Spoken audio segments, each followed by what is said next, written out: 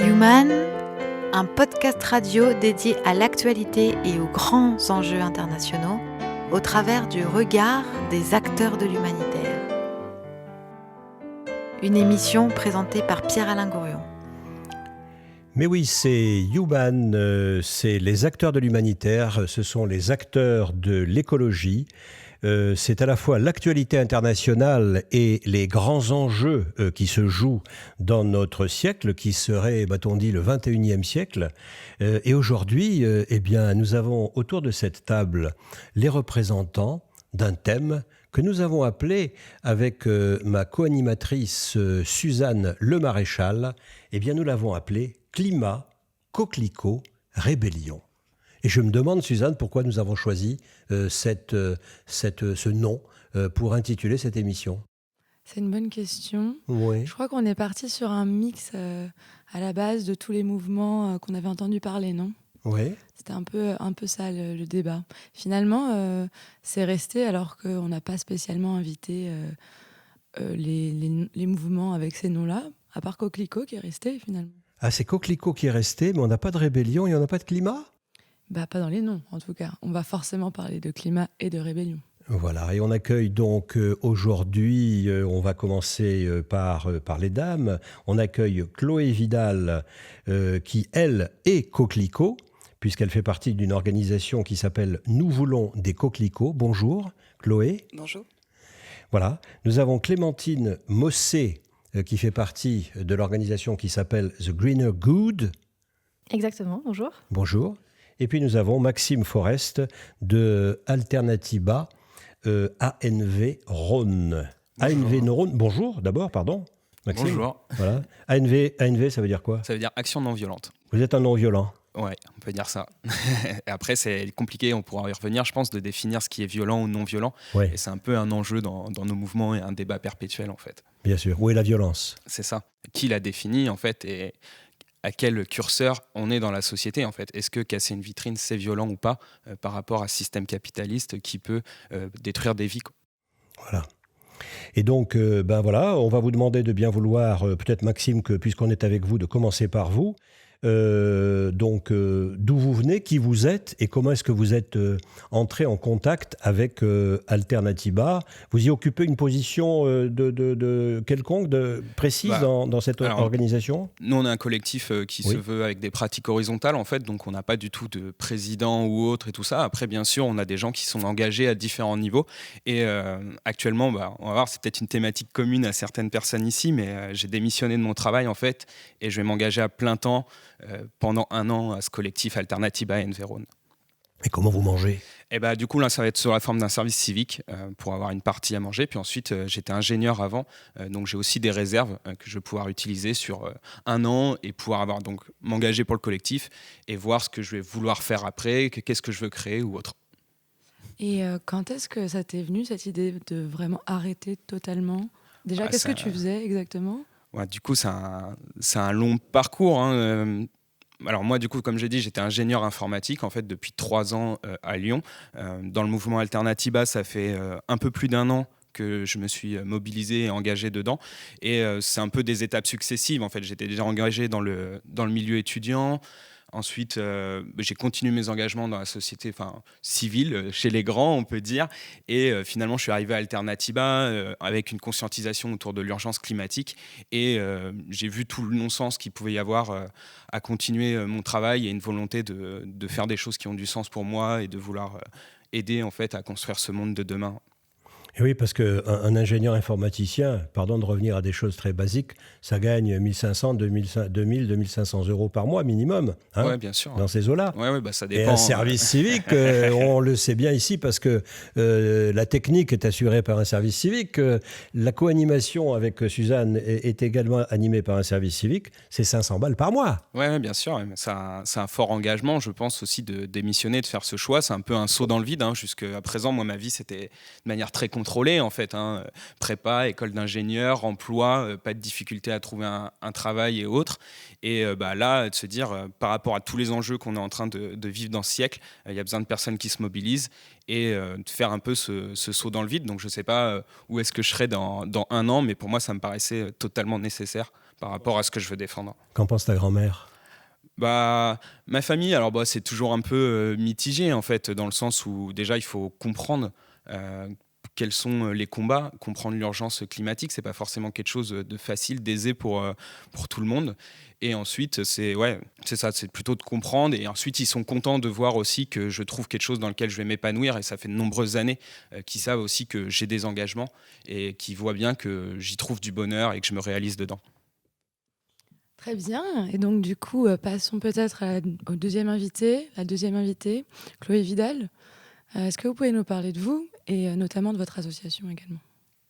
Alors, si je dois expliquer aussi les raisons de mon engagement, le mouvement en fait est né le 12 septembre 2018. Il a été lancé par un journaliste qui s'appelle Fabrice Nicolino, qui a publié un article dans un des journaux dans lesquels il écrit, qui est le Charlie Hebdo. Ça s'est accompagné d'un livre manifeste coécrit avec François Veyrette de Génération Future.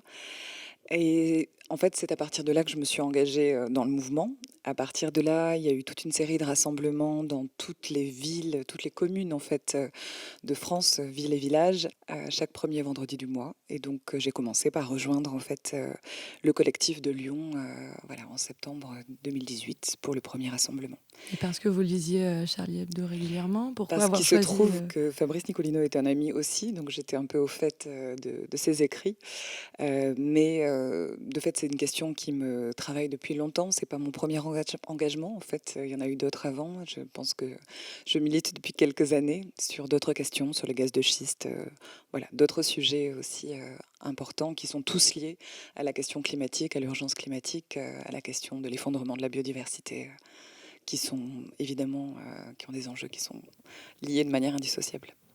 Et quel est votre rôle exactement dans l'organisme ? De la même manière que pour le collectif Alternatiba Enveron, nous voulons des coquelicots. C'est surtout un ensemble de collectifs qui existent dans toutes les communes de France, mais qui s'est constitué aussi en association pour permettre en fait de diffuser de l'information, de soutenir aussi tous ces collectifs qui se créent, qui continuent à se créer un peu partout en France.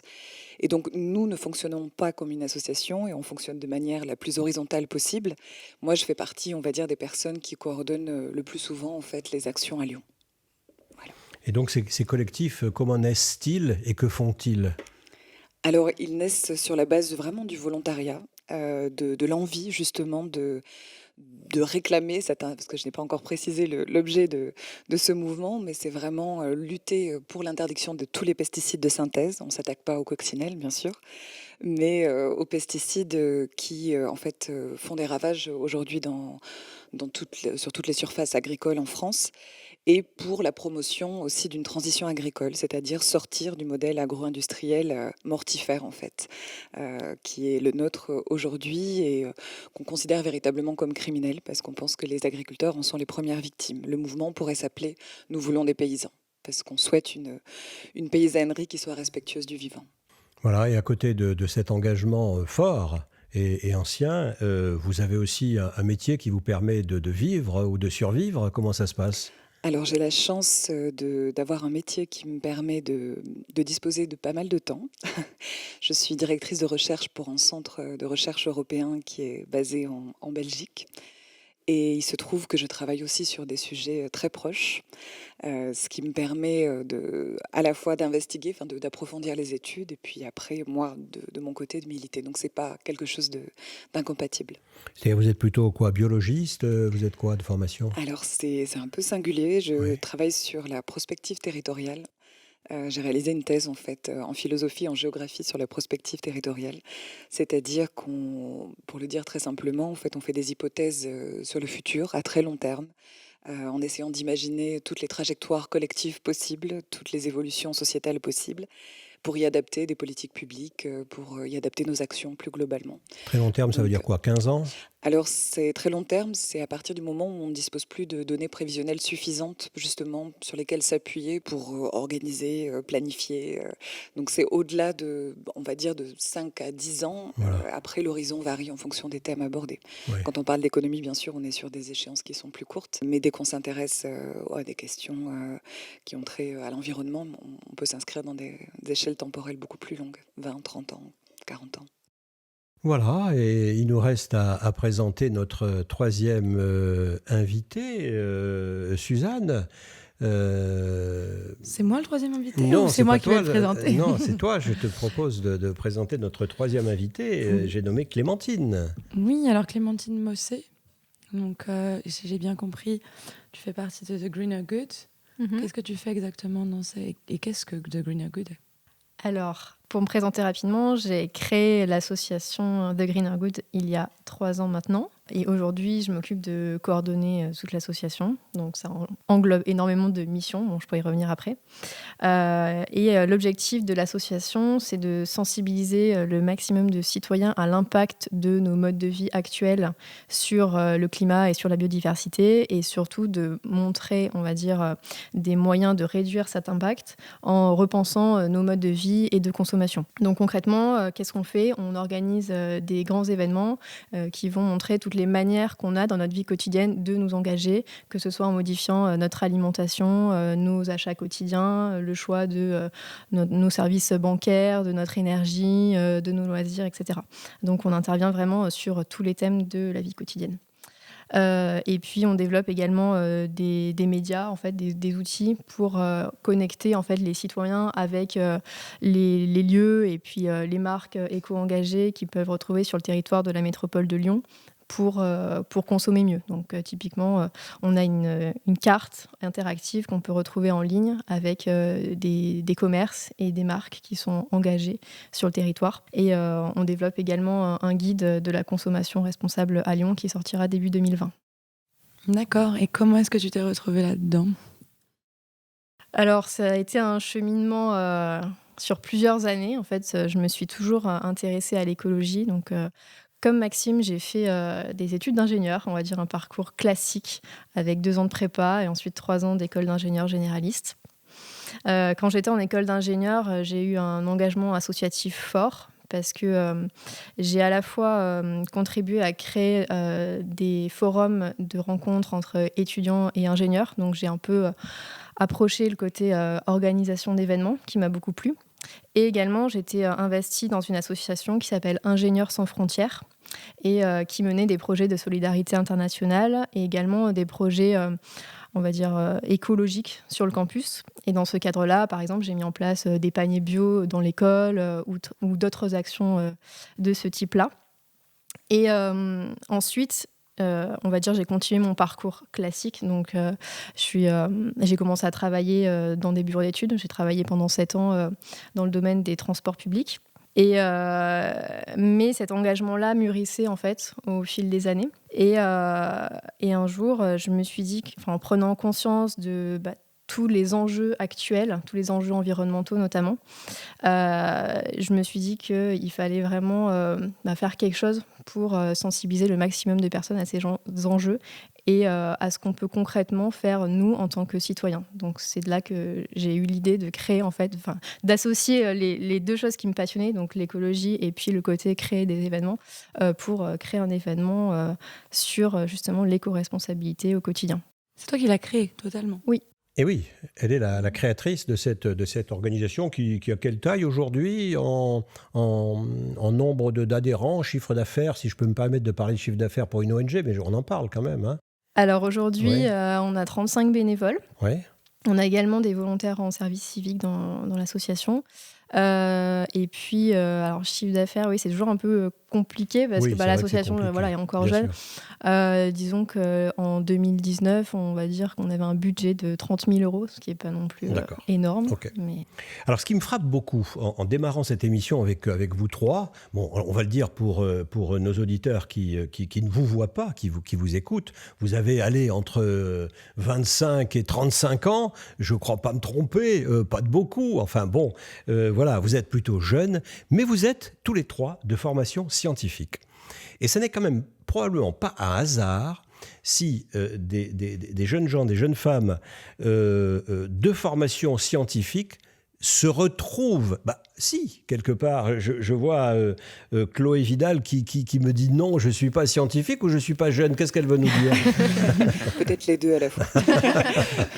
Non, simplement, oui, j'aime plutôt un parcours en humanité. Enfin, plutôt, d'accord, directeur de recherche. Scientifique, oui, directrice de recherche. T'es une chercheuse. Oui, absolument. Mais c'est vrai que c'est pas la technique au départ. Mais oui, d'accord, c'est plutôt une réflexion sur la technique. Oui. Une réflexion sur la technique. Mais ce que je veux dire, c'est qu'il semblerait que sépare une approche en quelque sorte scientifique, que vous en arrivez à prendre des positions claires et nettes et parfois, j'allais dire, à rebours de l'essentiel et du fonctionnement de notre société. On va en parler dans la suite. Mais avant, on va s'offrir une petite pause musicale. La musique, c'est vous qui nous l'avez proposée. Et là, l'un de vous trois nous a proposé Plus chaud que le climat. Qui nous a proposé Plus chaud que le climat? C'est moi, c'est Maxime. C'est Maxime. Ouais. Et donc, Plus chaud que le climat de Malik Arma. Malik Arma, ouais, c'était un militant de nos réseaux Alternatiba et NVCOP21 un peu depuis le début, et rappeur aussi, qui a parlé de non-violence et de climat dans un de ses clips. On l'écoute.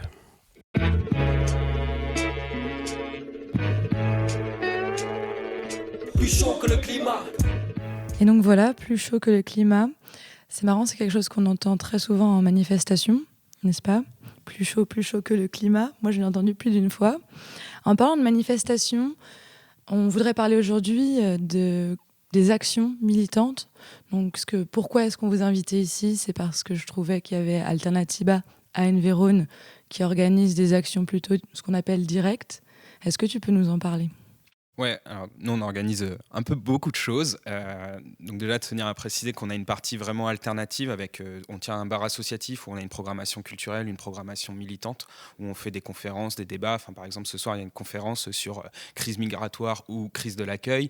Enfin voilà, on touche des thèmes variés. On a de la programmation aussi de concerts, de théâtre. Enfin voilà, on fait vraiment beaucoup de choses aussi dans le terme des alternatives. On tient une AMAP, on fait la promotion de la Gonette. Enfin voilà, on fait vraiment une promotion des alternatives et du nouveau système qu'on veut mettre en place, et de l'autre, on sait qu'on doit résister à ce système. Alors on précise quand même, AMAP, c'est quoi? AMAP, c'est Association pour le maintien de l'agriculture paysanne, donc on se retrouve un peu avec Nous volons des coquelicots. Ça permet d'avoir chaque semaine un panier d'un paysan, et en fait c'est un engagement sur un an, ce qui permet d'assurer un revenu aux paysans, peu importe la production qu'il aura. Et la Gonette? Et la Gonette, c'est une monnaie locale de Lyon, qui est une monnaie alternative à l'euro, qui permet de sortir de ce modèle financier.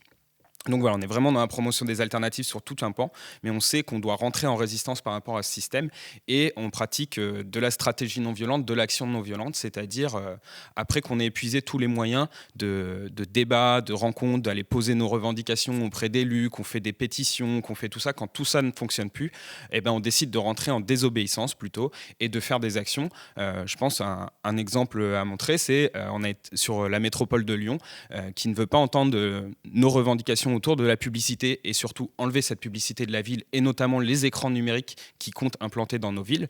Eh ben, on a été recouvrir la métropole de publicité pour voir si elle aimait ça quand on mettait des publicités sur ses murs à elle. J'ai pas compris l'histoire de la publicité, pardon. Alors, la publicité, en fait, pour nous, c'est une des racines de ce système qui pousse à la surconsommation. Oui. Et donc, on aimerait voir la publicité disparaître de nos villes, tout simplement, puisque ça invite les gens à surconsommer.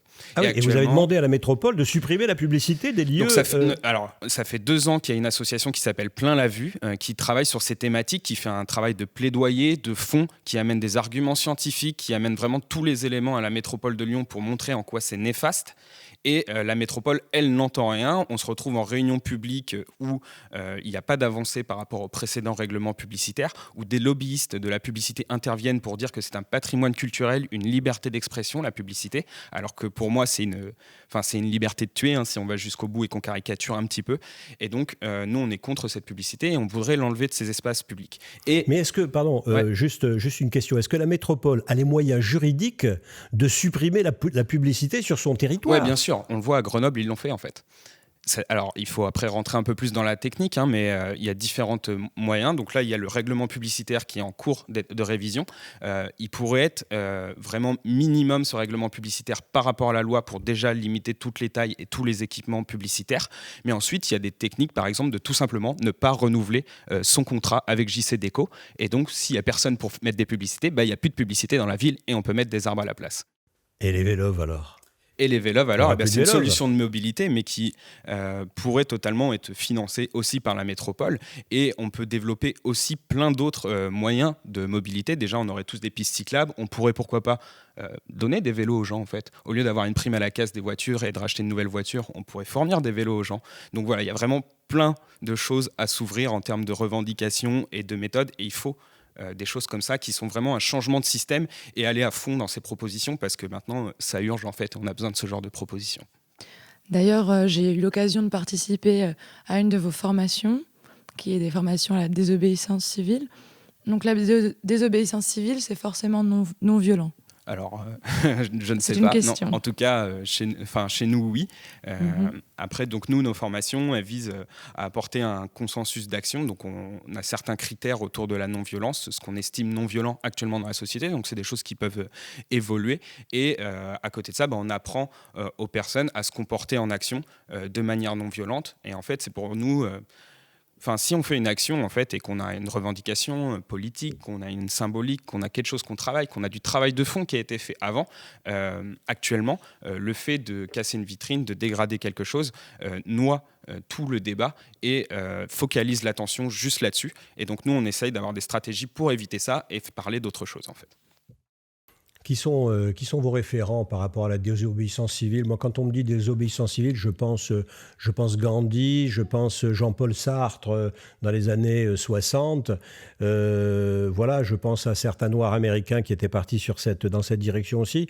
Quels sont vos Oui, bien sûr, ça fait partie de ces références, mais oui. il y a aussi des chercheurs, il y a des mouvements aussi qui ont déjà été non violents. Par exemple, je pense au mouvement Haute-Port qui a fait tomber la dictature de Milosevic, je crois. Et, dans quel pays ça? C'est dans les pays serbes, dans les Balkans. Et voilà. Du coup, il y a vraiment plein d'exemples aussi de luttes non violentes qui nous inspirent. Et ensuite, forcément, c'est quelque chose qui se construit en fonction de nos milieux, parce que le livre que le mouvement Haute-Port a rédigé, en fait, c'est comment faire tomber une dictature quand on est petit, sans armes et sans argent. Nous, on n'est peut-être pas dans une dictature encore en France, mais du coup, comment est-ce qu'on peut faire des parallèles pour trouver des moyens de faire tomber ce système ? Donc ça, ce sont des grosses actions qui s'organisent finalement et qui se font un peu collectivement.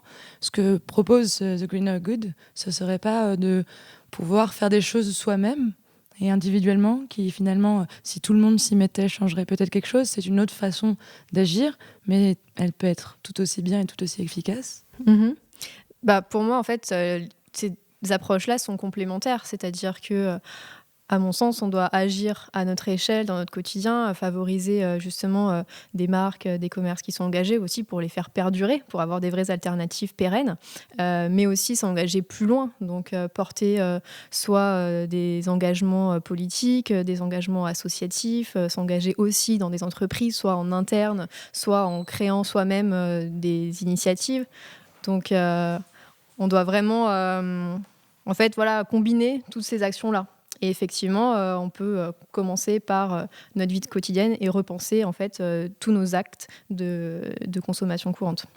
Est-ce que vous incitez également, ou alors vous proposez de participer en fait aux actions qui sont organisées, par exemple par Alternatiba ou tous ces autres mouvements, finalement ces manifestations, ou des mouvements plus actifs entre guillemets, de collectifs? Est-ce que vous les proposez? Est-ce qu'entre vous avez la communication de participer? Oui, nous, on a relayé les marches pour le climat. On y a nous-mêmes participé avec une partie des bénévoles de l'association. Donc, pour nous, c'est complémentaire. Et puis, ensuite, dans nos événements, on a aussi d'autres associations qui participent. Et justement, c'est en collaborant et en faisant chacun la communication sur nos différentes initiatives et nos différents mouvements qu'on va pouvoir faire grandir en fait, cette pensée-là. Et du coup, pour la troisième... ce que j'appelle un peu le troisième moyen, mais disons qu'il y en a plein d'autres, parce qu'on ne parle pas du boycott, mais d'une certaine manière, c'est un peu tout ça, c'est la même chose. Mais on a aussi des pétitions. Est-ce que c'est ça, si j'ai bien compris, on veut des coquelicots ? Alors, on a tendance à dire à rappeler qu'il ne s'agit pas à proprement parler d'une pétition, mais d'un appel à l'action. Ce qui nous inscrit aussi dans la même mouvance que d'autres mouvements citoyens. C'est vrai qu'on a une entrée qui est un peu particulière, qui peut donner à penser on a de toute façon un objectif concret qui est l'interdiction de tous les pesticides de synthèse. Mais c'est l'idée qu'en fait, on s'attaque à la crise écologique de manière très concrète à travers cette question, ce prisme justement des pesticides. Parce que pour nous, les pesticides, c'est vraiment la clé de voûte du système agro-industriel. Quand on s'attaque aux pesticides de synthèse, on touche à différents problèmes, à la question de l'effondrement de la biodiversité, de l'écocide, la question de la détérioration de la santé, et puis je l'évoquais aussi tout à l'heure, la nécessaire sortie du modèle agricole dans lequel en fait on s'enlise et qui nous semble à ce jour criminel. Donc on a un appel à l'action qui est le point de départ en fait du mouvement citoyen Nous voulons des coquelicots, qui a donc été lancé en septembre 2018, qui a 1 an, et qui a recueilli près de 900 000 signatures aujourd'hui. J'ai évoqué aussi tout à l'heure les rassemblements citoyens devant chaque mairie ou hôtel de ville de communes en France. Et il y a de plus en plus de communes en fait, où des collectifs se forment, petits ou grands. On a également des actions juridiques, en fait, puisqu'on est très lié à la campagne J'ai des pesticides dans mes urines, la campagne glyphosate, qui à l'origine en fait, était partie aussi d'une action de désobéissance civile, qui était celle des faucheurs volontaires, qui s'étaient attaqués à des bidons d'herbicides contenant du glyphosate en rayant dans les supermarchés en fait les codes barres. Donc ils avaient été déférés devant le tribunal de grande instance et une campagne a été lancée justement pour les soutenir et pour montrer en fait que nous étions tous concernés par cette question en fait des pesticides. En parlant du glyphosate, on a souhaité montrer c'était plutôt une forme de marqueur puisque c'est vraiment de tous les pesticides dont il s'agit. Enfin, on réclame l'interdiction de l'ensemble des pesticides de synthèse et pas simplement du glyphosate dont on parle beaucoup. On parle aussi beaucoup du chlordécone, d'autres pesticides extrêmement destructeurs. Mais le glyphosate, on en a tous dans le corps et donc cette campagne aussi et le fait de porter plainte après, une fois qu'on avait découvert qu'on en avait chacun dans le corps, c'était aussi une manière d'aller en justice et de réclamer cette interdiction. Et alors par rapport à la PAC, par rapport à la politique agricole commune, qui est quand même la référence, j'allais dire, en Europe, dans toute l'Europe, en ce qui concerne l'agriculture, quelle est votre position ? Alors, c'est vrai que le mouvement est national. Il pourrait gagner l'Europe entière, puisqu'on est tous concernés. Et de fait, la PAC, telle qu'elle existe aujourd'hui, ne favorise bien évidemment pas une paysannerie respectueuse du vivant, puisqu'elle pousse à toujours plus de productivisme et elle met en fait les paysans, les agriculteurs dans des situations de contradiction. En fait, ils sont obligés de s'agrandir. La PAC, elle est versée au nombre d'hectares, donc on est obligé d'agrandir de plus en plus les surfaces agricoles, de faire de la monoculture. Les subventions sont attribuées à la monoculture, poussent à la monoculture, et donc on reste piégé dans le même système. Et donc ces agriculteurs, ces paysans qui se retrouvent dans cette situation sentent bien qu'ils peuvent être potentiellement les premières victimes des produits qu'ils sont amenés à utiliser, on les pousse à utiliser, puisqu'aujourd'hui la FNSEA, le syndicat agricole majoritaire, les pousse à cela, mais ils sont pris à la gorge aujourd'hui, on peut le dire, oui. Voilà, alors voilà 3 approches par Maxime, Chloé et Clémentine, différentes et complémentaires de ce qui se passe dans nos pays en 2019, 2020, climat, coquelicot, rébellion. Et donc, Suzanne Le Maréchal, qui co-anime avec moi aujourd'hui, est allée se promener dans différentes manifestations à Lyon et à Paris. Et elle en est revenue avec des micro-trottoirs. Écoutez, on en parle après.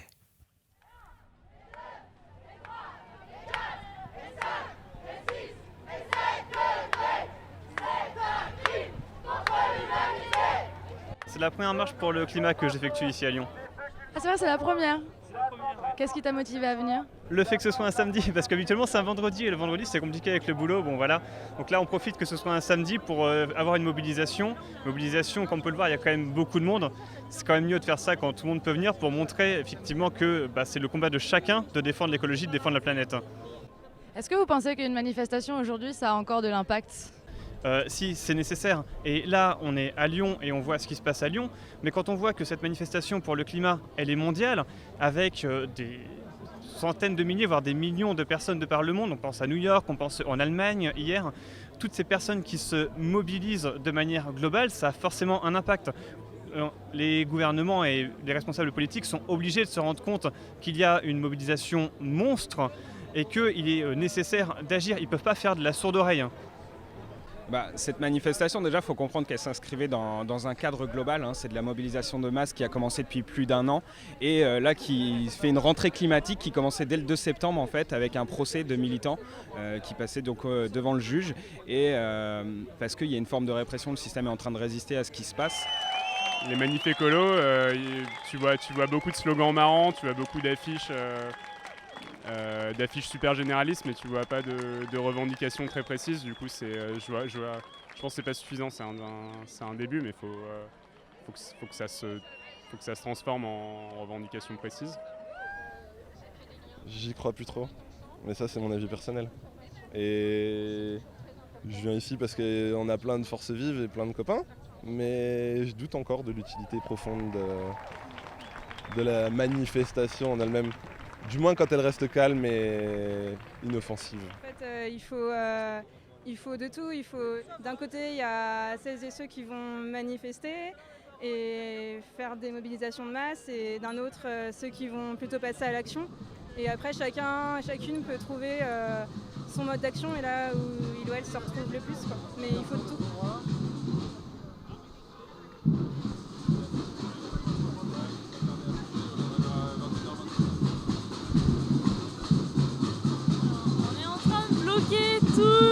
Par la place Châtelet à Paris avec le pont et le retour de la place du métro. On essaie de mettre en place la société qu'on a envie de voir demain. Déjà c'est super festif et parce que un blocage c'est pas forcément toujours chiant à mourir et du coup y a grave de musique, il y a des stands qui se mettent en place, il y aura une cuisine, il y a des tentes bien sûr. Des panneaux, tout ça. Vous allez rester combien de temps ? Moi, je vais rester une semaine. Je reste jusqu'à mercredi. Et toi, tu restes ? Mercredi aussi, pareil. On est à la fac à Toulouse, mais on pense que ça vaut le coup de bouger quand même. Dans le cadre d'un effondrement de notre civilisation tout entière, d'un effondrement des systèmes agroalimentaires, d'un effondrement du système économique et tout un tas d'autres choses, les études, ça paraît un peu lointain. Dans l'ordre de priorité, ça arrive vraiment tout en bas, quoi.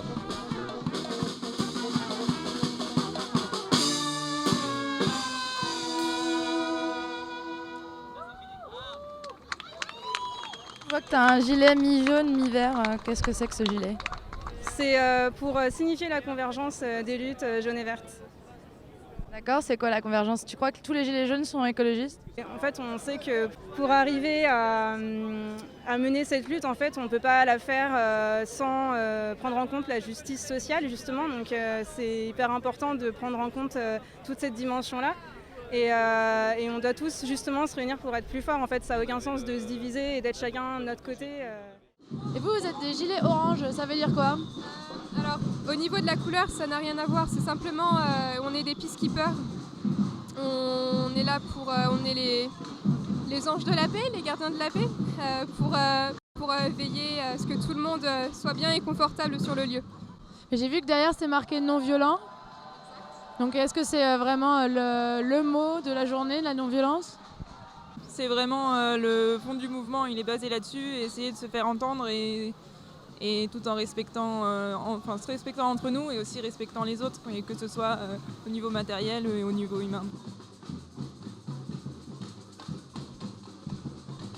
Là, je vais aller à mon cours de yoga et je vais prendre du V2 et je vais revenir pour dormir, en espérant qu'entre deux et deux, ils ne viennent pas expulser tout le monde. À chaque arbre qui tombe, une rebelle se lève. À chaque arrestation, faisons pousser nos rêves. À chaque arbre qui tombe, Alors voilà, un micro-trottoir que j'ai pu réaliser à Lyon lors de la manifestation pour le climat et à Paris la semaine en octobre de la rébellion d'octobre, qui avait été organisé par Extinction Rebellion, qui du coup est un mouvement de non-violence aussi, qui se rapproche d'Alternativa, je suppose, un peu plus récent que le vôtre. Je voulais avoir vos réactions par rapport à ce qui a pu être dit, peut-être à chaud comme ça. Est-ce que vous avez quelque chose qui vous vient à l'esprit ? Du coup, ouais, j'ai pas mal de choses qui me viennent à l'esprit, puisque nous, Alternativa Envero, on est engagé depuis plus d'1 an à la Constitution, dès le départ de ces marches pour le climat. Donc c'est toujours intéressant de voir des micro-trottoirs et voir qu'est-ce qui se diffuse réellement parmi les gens qui viennent à ces mobilisations. Donc je voulais déjà revenir sur le côté, il n'y a pas de revendication. Je pense que là, certes, il y a un problème d'affichage et de communication de ces revendications, mais il faut savoir qu'il y a aussi une banderole de tête, qu'il y a du travail en amont fait avec les élus, qu'il y a des communiqués de presse qui passent avec ces revendications. Et il y en a bien parce que aussi ça a des résultats concrets dans la politique, et je pense notamment à l'expérimentation de la piétonisation de la presqu'île de Lyon, qui était une demande du mouvement climat, sur lequel on a fait du travail de plaidoyer, on a rencontré David Kimmefel, on a rencontré Thierry Philippe, on a rencontré les élus pour faire passer ces mesures. Ensuite, face à la non-écoute de ces personnes, on est entré en désobéissance civile en allant perturber les vœux des maires, en allant taguer. On a fait des tags géants sur le tunnel de la Croix-Rousse avec Lyon-Suffolk. Et on a eu une mobilisation qui était un peu l'apothéose, c'était la marche pour le climat de janvier, où on a dessiné une chaîne humaine qui a entouré toute la presqu'île de Lyon et qui a défini un périmètre sans voiture. Et on voit que 6 mois après, c'est cette revendication qui est reprise par les élus et qui est mise en place. Donc les revendications, elles sont bien là, et ça a aussi déjà des impacts concrets dans la vie de chacun dans la ville. C'est-à-dire quand vous avez rencontré David Kimmefel, le président de la métropole de Lyon, vous avez fait un certain nombre de demandes précises. Oui, bien sûr.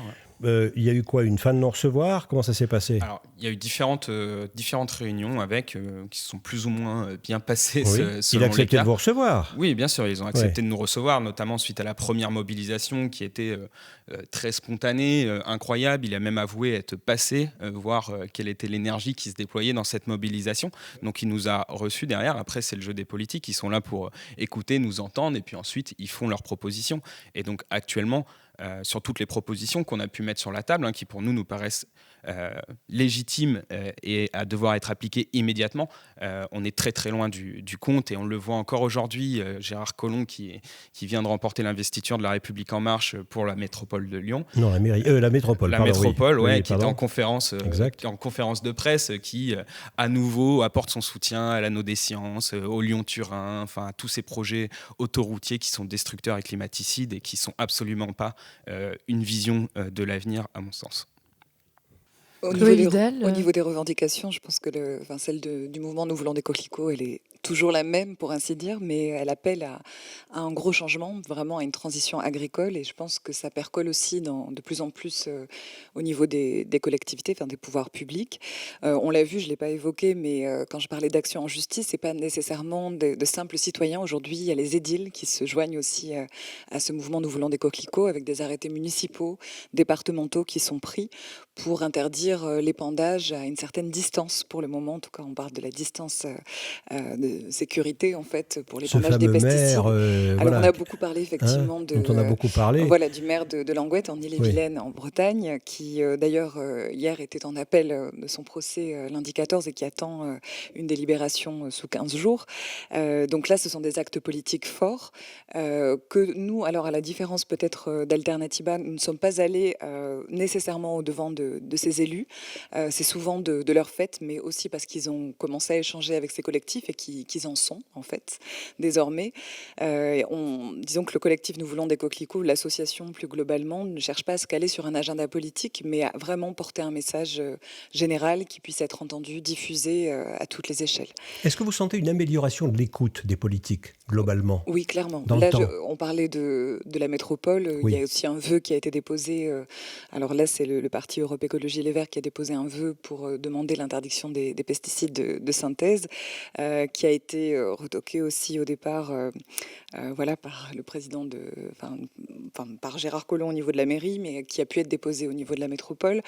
Donc on avance, en fait. Les choses vont plutôt dans le bon sens, et je pense que la conscientisation, elle est de plus en plus forte. Mais est-ce que vous n'avez pas peur qu'on finisse par perdre le mouvement si on s'insère trop dans la politique ? Précisément, c'est ce que je pense qu'en fait, il faut trouver les moyens de donner force concrète en fait à ce mouvement avec des actes politiques. Donc là, quand on parle vraiment d'interdire tous les pesticides de synthèse sur une commune, parce qu'en général, même quand on est dans des plans ou zéro phyto, on a encore des pesticides dans les cimetières, dans les stades, qui sont quand même des lieux fréquentés malgré tout. Et donc voilà, arriver déjà à l'échelle d'une ville à l'interdiction complète des pesticides, c'est une chose. Au niveau de communes rurales, l'enjeu est encore plus important puisque là, on a vraiment des surfaces agricoles autour. Je pense que c'est nécessaire, mais ce n'est pas suffisant. C'est-à-dire le mouvement, il continue à vivre indépendamment de ces échéances politiques. On n'est pas collé à la campagne aujourd'hui municipale. Et par rapport, j'allais dire aux paysans, par rapport aux agriculteurs ou par rapport au mouvement représentatif ou censé être représentatif des agriculteurs, ça se passe comment, globalement ? Dans notre pays, traditionnellement paysan, bien que la paysannerie, bien sûr, ait diminué en nombre. Il y a un rapport assez alarmant qui est sorti au Sénat juste avant l'été, dont on a fait peu de publicité, mais qui évoque un véritable déclin agricole en France. Il faut savoir que d'ici 10 ans, il y a 50% des agriculteurs qui vont partir. Oui. On connaît la situation de précarité dans laquelle se trouvent aujourd'hui les agriculteurs. Et le mouvement Nous voulons des coquelicots dénonce en fait l'inertie, l'inaction du principal syndicat agricole qui aujourd'hui continue de former les futurs agriculteurs aux méthodes. Oui, la FNSEA. La FNSEA, absolument, oui. Qui n'offre pas encore une formation à des techniques alternatives qui pourraient permettre de sortir justement de ce modèle agro-industriel qui est à bout de souffle en fait, qui montre clairement ses limites aujourd'hui. Mais alors, le paysan de base, comment il réagit à ça ? Il dit « je vais plus pouvoir travailler ?» Il dit quoi ? Alors, c'est vrai qu'on rappelle souvent, comme je le disais au début de l'émission, Nous voulons des coquelicots, c'est vraiment Nous voulons des paysans. C'est-à-dire qu'on n'est pas là pour stigmatiser, on ne fait pas de l'agribashing comme on le dit aujourd'hui, on ne stigmatise pas les paysans. Et bien au contraire, ce qu'on souhaite, c'est vraiment des paysans qui puissent travailler dans de bonnes conditions et produire une alimentation saine qui soit accessible au plus grand nombre. Donc c'est plutôt vraiment un accompagnement des agriculteurs aujourd'hui qu'on appelle de nos voeux en fait. Augmenter la formation, faire en sorte que les paysans soient de plus en plus nombreux, qu'on revitalise les campagnes parce qu'on est en train de perdre véritablement notre sécurité alimentaire. C'est vraiment une question de santé publique, comme l'a rappelé le maire d'ailleurs de Langouette très justement hier. Voilà, bien écoutez, on va peut-être se faire une promenade musicale vers le ciel. Avec un titre qui s'appelle justement Monkey Gone to Heaven. C'est les Pixies, écoutez.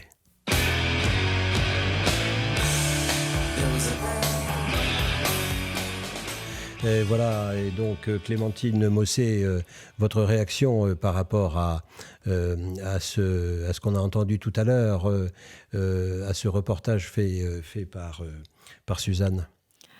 Alors, moi, je suis très contente de voir qu'il y a autant de jeunes, en fait, qui s'investissent dans ces marches et dans ces mouvements-là, parce que c'est eux aussi qui font bouger les choses. Moi, je le vois aussi très concrètement parce que les jeunes sont énormément en demande de plus d'écologie aussi dans leur formation. Donc tout à l'heure, j'entendais une personne qui disait que finalement, ses études, c'était la dernière de ses priorités. Mais néanmoins, quand ensuite les jeunes dans leurs écoles, dans leurs institutions, demandent aussi des changements, eh bien, cela entraîne aussi des prises de conscience de la part des équipes enseignantes et des modifications de programmes. Et ça, je le vois dans des écoles d'ingénieurs, par exemple, parce que c'est des milieux que je connais, mais pas que. Ça arrive aussi dans des universités, etc. Donc, je pense que justement, il faut que chacun s'empare de ces sujets-là et ensuite se mette en action pour faire changer à la fois soit ces écoles, ces établissements, mais après, plus généralement, ces entreprises ou en tout cas les milieux dans lesquels la personne évolue. Des jeunes, d'ailleurs, qu'on a vus dans la rue, qui dorment dans la rue pendant une semaine. C'est quand même un acte fort de décider de se poser là et de s'imprégner vraiment de la lutte et du mouvement. Est-ce que c'est quelque chose que tu serais capable de faire ? De dormir dans la rue pour une cause ? C'est une bonne question. Je pense que... Après, enfin peut-être les actes de désobéissance civile ou de résistance, ça n'a pas du tout à être à la première ligne, à prendre les risques juridiques. En fait, on voit qu'une action comme ils ont pu mener cette semaine de rébellion à Paris, tout ce qu'on voit pas, c'est toute l'organisation, toute la logistique qu'il a fallu derrière. Et il faut différents types de personnes aussi qui sont capables d'amener cette organisation. Enfin, nous, on a réalisé des actions où on avait 500 à 1000 personnes. Quand on a été bloqué un sommet à Pau, et ces 500 personnes, il faut les héberger, il faut les nourrir. Et tout ça, c'est un gros travail aussi de bénévoles et de logistique qu'il y a derrière. Il faut communiquer sur les actions. Enfin, il y a vraiment une diversité des rôles où chacun peut aussi trouver sa place dans cette résistance climatique, quoi. Et là, du coup, on parle beaucoup d'actions. Est-ce qu'on pourrait parler solutions concrètes ? Et donc, on parlait de revendications, d'ailleurs. J'ai l'impression que The Greener Good ont quand même beaucoup de solutions à proposer. Est-ce que tu pourrais nous en donner quelques-unes ? De manière générale, dans notre vie quotidienne, s'interroger sur nos vrais besoins. Est-ce qu'on a vraiment besoin de travailler plus pour gagner plus, pour ensuite consommer plus ? Donc en fait, c'est toute cette philosophie de la société de consommation qu'on peut remettre en question et vraiment en fait travailler en fonction de nos besoins. Par exemple, je vais citer une méthode qui s'appelle la méthode Bisou. Qui a été mise au point par Marie Dubois et une autre personne qui s'appelle Herveline. Donc cette méthode, ça consiste à se dire à chaque acte d'achat, est-ce que j'en ai vraiment besoin ? Donc c'est le B. Est-ce que j'en ai besoin immédiatement ? Est-ce que j'ai pas un objet similaire qui pourrait faire l'affaire ? Et ce produit-là qui me fait envie, est-ce que je connais son origine et les conditions de fabrication, etc. Et puis enfin le U, est-ce que c'est vraiment utile ? Donc voilà, ça c'est une première méthode pour déjà... Voilà, la méthode Bisou. Donc, la méthode Bisou. C'est sympa, c'est la méthode Bisou. Alors le B, c'est besoin. Le I, c'est quoi ? C'est immédiat. Est-ce que immédiat. Besoin immédiat, similaire, origine, utile. Et à chaque fois que j'achète quelque chose, je me pose la question du bisou. Exactement. C'est une bonne technique, moi je trouve. Je vais le retenir, cette histoire. La méthode Bisou. Est-ce que vous l'utilisez, Maxime et Oui, Chloé ? bien sûr. Alors, il y a toutes ces pratiques de changement individuel. Il y en a de nombreuses. Je pense que Clémentine peut en citer encore plein d'autres sur la réduction du chauffage chez soi, le zéro déchet, passer à un régime végétarien. Vraiment, arrêter de prendre l'avion. Qui vont encourager derrière aussi une pratique de légumes bio, de saison, donc favoriser une agriculture paysanne. Mais ce qui est intéressant aussi, c'est de voir... il y a ces pratiques individuelles, mais il nous faut aussi des pratiques collectives qui doivent changer, qui doivent être mis en place par d'autres organismes comme l'État, comme les entreprises ou autres. Et on a besoin de changements aussi et d'engagement de ces structures. On pense notamment à la mobilité ou autre. C'est de se dire, actuellement dans Lyon, c'est la voiture à nouveau qui est favorisée. Dans un sens, pourquoi ? Parce que les gens qui habitent en dehors de Lyon, ils ont encore besoin aussi de leur voiture pour venir travailler. Donc comment est-ce qu'on réorganise le travail pour délocaliser, décentraliser les choses vraiment dans les territoires ? Vraiment, il y a plein de choses aussi collectifs à retravailler, quoi. Il me semble, pour réagir par rapport au micro-trottoir aussi, c'est Chloé que Vidal, oui. Ce qui est intéressant dans toutes ces actions, c'est qu'elles rendent visible progressivement une communauté d'action qui réunit vraiment des acteurs très différents. Je pense qu'effectivement, il y a des cercles vertueux qui se créent au niveau individuel, dans nos pratiques quotidiennes, que ça ne suffit pas, mais que c'est nécessaire, qu'il faut engager les acteurs publics, les entreprises aussi. Là, on parlait de mobilité, de mobilier urbain, donc de grosses entreprises qui aussi font pression sur les villes aujourd'hui pour s'installer. Ce sont des jeux d'influence en fait dans lesquels on se trouve et dans lesquels on peut aussi être des acteurs efficaces aujourd'hui. Et je pense que c'est les rendez-vous, y compris les manifestations. Beaucoup de personnes disaient on ne sait plus trop si ça sert à grand chose de venir manifester. Moi, je pense que tout le contraire, c'est-à-dire que non seulement ça rend visible le mouvement de masse qui est en train de se créer, et qu'en plus ce sont des rendez-vous importants, y compris pour des familles, puisque là on évoquait des jeunes, mais on a maintenu aussi la marche climat au lendemain de la grève mondiale initiée par les jeunes pour le climat, parce qu'on s'est dit en fait il faut aussi un rendez-vous familial, un rendez-vous convivial. On l'entend quand on écoute attentivement la bande sonore, c'est toujours très festif, mais comme le disait aussi Maxime, ça requiert toute une organisation et qui est celle de ces collectifs qui se mobilisent, qui se coordonnent aujourd'hui, toutes ces organisations qui se complètent à différents niveaux. Personnellement, par exemple, je suis plutôt de votre côté d'une certaine manière. Je fais bien attention à tout ça. Mais qu'est-ce que vous répondez aux gens qui vous disent « on en a marre qu'on nous culpabilise, nous, petits citoyens qui quand même polluons très peu vis-à-vis des grosses multinationales, des États pollueurs. Qu'est-ce que vous leur répondez à ces gens-là ? Je pense que c'est un appel à la cohérence qu'on lance aussi. C'est-à-dire, on montre déjà que nous, dans nos démarches individuelles, on avance et qu'on entend, on espère qu'on va aller collectivement sur cette trajectoire, en fait, et que ça passe par le soutien des pouvoirs publics, des entreprises, de tous ceux qui peuvent y contribuer. Je pense que globalement, ce message, il est surtout renvoyé par les gens qui veulent rien faire, en tout cas dans les institutions et les organisations. Et du côté des associations, on est plutôt à mettre tout le monde à égalité. En fait, tout le monde doit faire des efforts, on doit bouger individuellement, collectivement, toutes les structures doivent se mettre en ordre de bataille parce que on est face à une urgence telle que si toute la société ne change pas, en fait, on n'y arrivera pas non plus, quoi. Vous n'avez pas peur d'un nouveau conformisme ? Il va falloir expliciter la question un peu. Eh bien, je l'explicite, je prends le contre-pied, je me fais l'avocat du diable. Je veux dire, est-ce que tout ça risque pas d'aboutir à « il faut être comme ci, il faut être comme ça ». Comment ? C'est la menace de la dictature verte, c'est ça ? Non, c'est oui, ça c'est qui... une question. Oui. C'est une question qui me vient à l'esprit, parce qu'il faut bien prendre le contre-pied et faire du débat entre nous. En même temps, on n'a plus bien le choix, parce que d'après Donc c'est Clémentine Mossé qui répond. Les accords de Paris, on doit baisser de 80% nos émissions de gaz à effet de serre. Ouais. Donc passer de 11 tonnes par an et par Français à seulement 2 tonnes par an en 2050.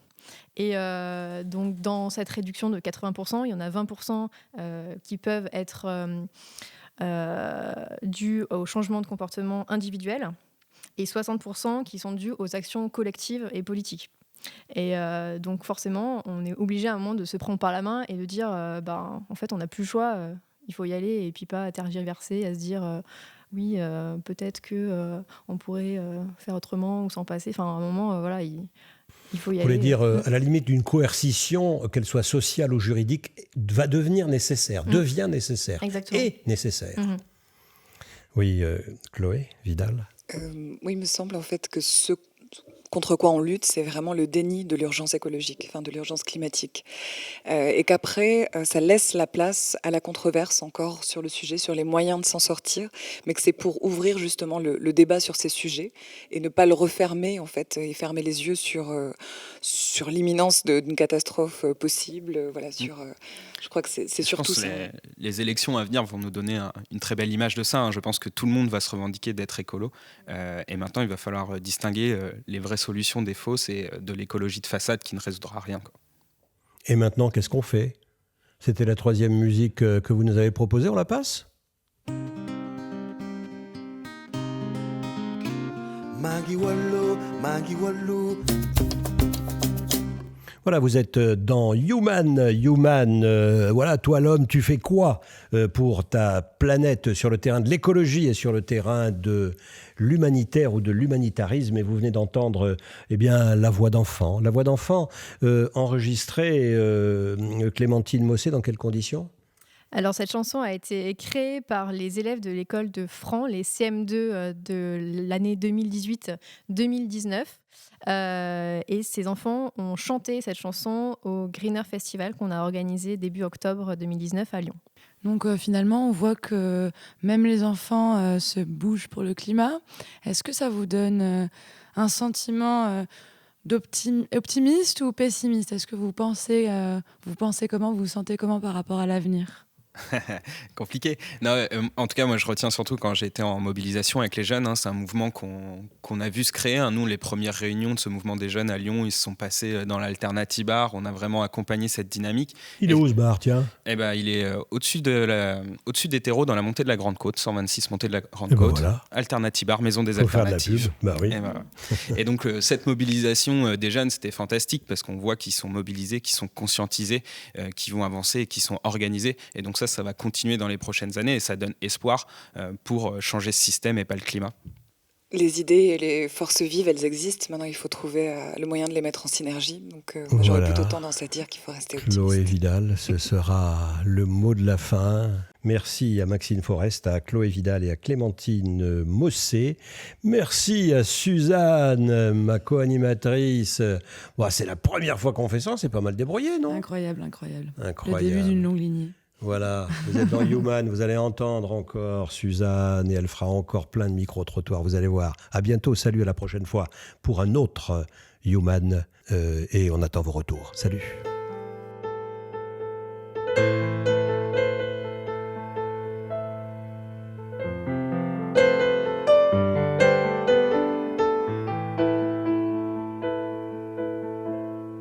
Human, un podcast radio dédié à l'actualité et aux grands enjeux internationaux au travers du regard des acteurs de l'humanitaire.